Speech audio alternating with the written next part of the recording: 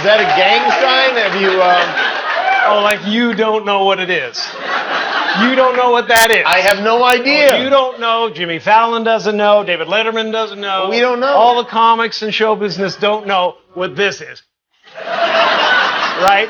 Yeah. What is it? Come on, Jimmy.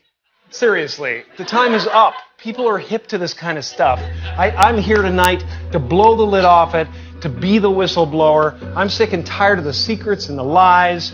It is the secret symbol of the Illuminati, and you're part of it. For years now, talk show hosts, people on television, people in sitcoms have been hired by the government to throw you off the track, to distract you, to make you laugh and stuff like that, make you happy and docile so you don't know what's really going on.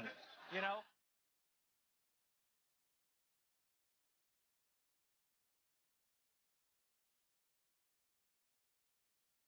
Teaching Satanism in schools sounds like the stuff of horror movies, but a US court ruling on religious freedoms has enabled devil worshippers in Florida to hand out educational material about their beliefs to kids at state schools. And followers of the Antichrist seized on the decision to treat all faiths equally.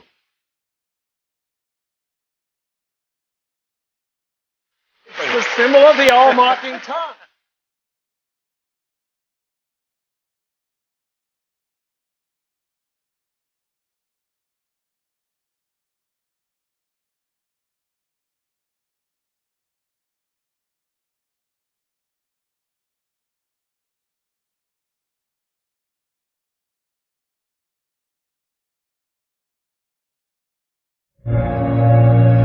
Actually, it's an RFID chip, radio frequency identification. Like they put in dogs. It's the same basic technology. News Garden City police are investigating the bizarre death of a woman. Her body discovered and a small dog was found right there with her. Now police are hoping that dog's microchip could hold clues and help identify her. In the future, chips will be equipped with GPS, but for now, they simply carry a 16-digit number unique to each client. How much private information can you put in these chips? The applications are unlimited. In the future, we'll be able to track children, the elderly, criminals, immigrants. Welcome to the New World Order.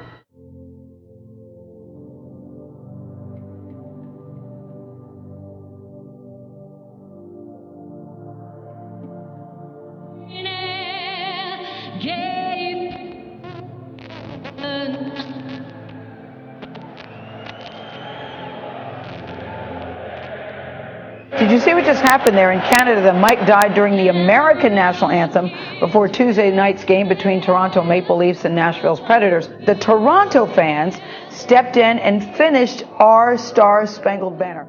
In the past, the president has stood strong about the limits of his role as commander-in-chief. Remember this?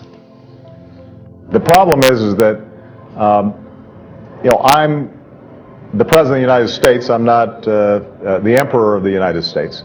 My job is to execute laws that are passed. But tonight's executive action contradicts this statement. Fox News senior judicial analyst Judge Andrew Napolitano writing today in the Washington Times, quote, "The framers required that every president swear to do his job faithfully, to serve as a reminder to him that his job requires fidelity to the enforcement of laws, which he may disagree. Without presidential fidelity to the rule of law, we have a king, not a president." In the years that I've been watching presidents and criticizing them because I disagree with them, I have not seen anything as profound as this. The president is a former professor of constitutional law at one of the finest law schools in the world, the University of Chicago Law School. He knows the Constitution very well. He knows that he cannot rewrite the law of the land, and he cannot nullify the law of the land, and that if the effect of his executive action is the functional equivalent of rewriting it or nullifying it, it's wrong, it's unlawful, it's profoundly unconstitutional, and it's disturbing, it's destabilizing. Time to show you some of this morning's headlines. The Wall Street Journal says the director of the NSA expects a dramatic cyber attack on the United States in the next decade. Michael Rogers testified yesterday before the House Intelligence Committee. He said China and one or two other countries are capable of an attack that would shut down our power grid.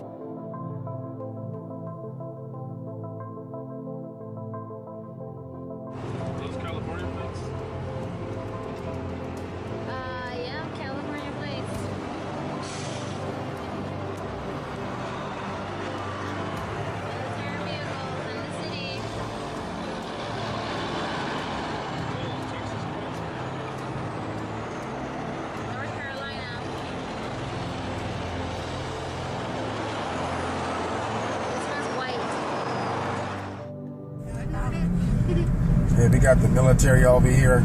I don't know what they is doing over here, but they are gassing up, doing something.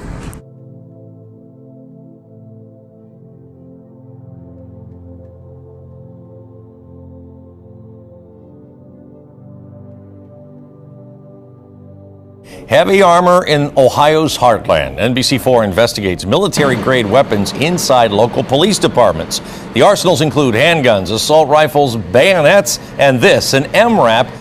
Police departments around the state have received more than $67 million worth of military equipment from the Department of Defense in the past 20 years. The equipment is free, but critics claim there might be a much bigger cost, loss of public trust. It became an issue this past summer during the riots in Ferguson, Missouri. When did police departments start looking more like armies?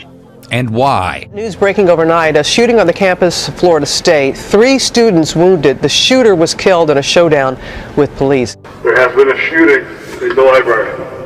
Overnight, a terrifying scene on the campus of Florida State University. Students huddled in the library on lockdown after gunshots are fired. Oh my God. 3 people injured in the gunfire, 1 in critical condition after police say the shooter, acting alone, opened fire overnight. Police are still trying to determine a motive for this shooting here on campus that happened just after midnight Thursday morning. What they do know is that in the months leading up to the shooting, the man who opened fire appeared troubled and thought the government was out to get him. Under God, under the gun. A New Jersey family suing its school district saying that the phrase should be removed from the Pledge of Allegiance because it violates this particular family's atheist beliefs. Well, this high school senior won't let it happen. Samantha Jones is leading a different fight to keep the pledge just the way it is, God and all. This is so important to me because I've recited the pledge since I've been like a little kid. Right. The phrase "One Nation Under God" sums up the history and values that I've always learned about in my history classes, because it acknowledges that our rights don't come from the government, but from a higher power.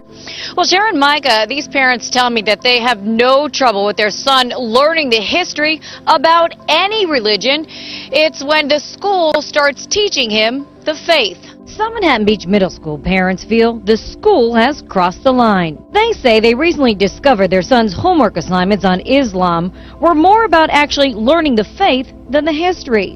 One question asked him to write down teachings from the Quran. What I saw written in these bubbles was the one true God, Allah, in one of the bubbles. And one of the other bubbles was all people must submit to Allah in another bubble. Now I turn the page over and I see the 5 pillars of Islam. One of the 5 pillars he had to learn. Shahada is the testimony of a faithful Muslim that Allah is the one true God. It shouldn't be presented to them. They shouldn't be asked to know this. Punished for preaching, an Everett teen says his school is violating his rights. Good evening, I'm Marnie Hughes. And I'm David Rose. He claims fellow students and teachers are taking away his freedom of speech. Jamie Tompkins spoke with that teen tonight. And Jamie, is he thinking about taking legal action here? Yes, he is taking legal action. He says he feels students should never feel forced to leave their constitutional rights at the schoolhouse door. Michael Leal says he preaches the message from the gospel every day at school. The senior at Cascade High School in Everett says he was suspended 3 times in the month of October for preaching and handing out Bible verses during school hours on school grounds. Michael's attorney, Conrad Reynoldson, says this is a violation of his constitutional rights. Curiosity about dozens of Homeland Security vehicles in the parking garage of the Drury Plaza hotels has left a Facebooking member of the hotel staff on the unemployment line. It was certainly a sight that jumped out at Mark Paffrath. It was very odd that there was a bunch of Homeland Security cars there, and I was shocked and took a picture of them in a short video and posted them to Facebook with the status update. He felt it was a harmless post until first he was ordered by his boss to pull down the pictures. Then, a day later, he says he was confronted and fired by the Drury Hotel chain's security chief. He called me a terrorist and said I dishonorably served my country for posting those pictures and the short video. Paffrath, who served 3 years in the Navy, did not take kindly to that or the next statement. He gave me a threat if I would repost the pictures that I would be locked up and have DHS knock on my door and all that other stuff.